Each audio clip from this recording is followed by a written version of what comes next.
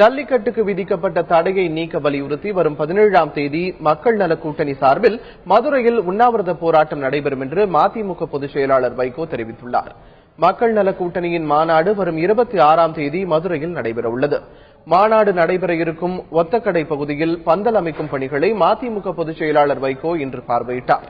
பின்னர் செய்தியாளர்களிடம் பேசிய அவர், ஜல்லிக்கட்டுக்கு அனுமதி பெற்றுத்தர மத்திய மாநில அரசுகள் தவறிவிட்டதாக கண்டனம் தெரிவித்தார். மத்திய மாநில அரசுகளை கண்டித்து வரும் 17ஆம் தேதி மதுரையில் உண்ணாவிரத போராட்டம் நடைபெற இருப்பதாகவும் இதில் மக்கள் நல கூட்டணியின் தலைவர்கள் கலந்து கொள்வார்கள் என்றும் வைகோ கூறினார். ஜல்லிக்கட்டு தடை என்கின்ற அக்கிரமத்தை எதிர்த்து தடையை நீக்க கோரி இந்த தடை வருவதற்கு காரணமான முந்தைய மத்திய அரசையும் ஐக்கிய முற்போக்கு கூட்டணி அரசையும் தடையை விலக்க தவறி நாடகமாடிய இன்றைய தேசிய ஜனநாயக கூட்டணி அரசையும் கண்டித்து எந்த 17ஆம் தேதி என்று அலங்காநல்லூர் வாடிவாசலிலே காளை மாடுகள் இந்த களத்துக்கு வீரர்களோடு வருமோ அந்த நாளை தேர்ந்தெடுத்து மதுரை மாநகரிலே மக்கள் நல கூட்டணியின் சார்பில் உண்ணாநிலை அறப்போராட்டம் நடத்தப்படும்.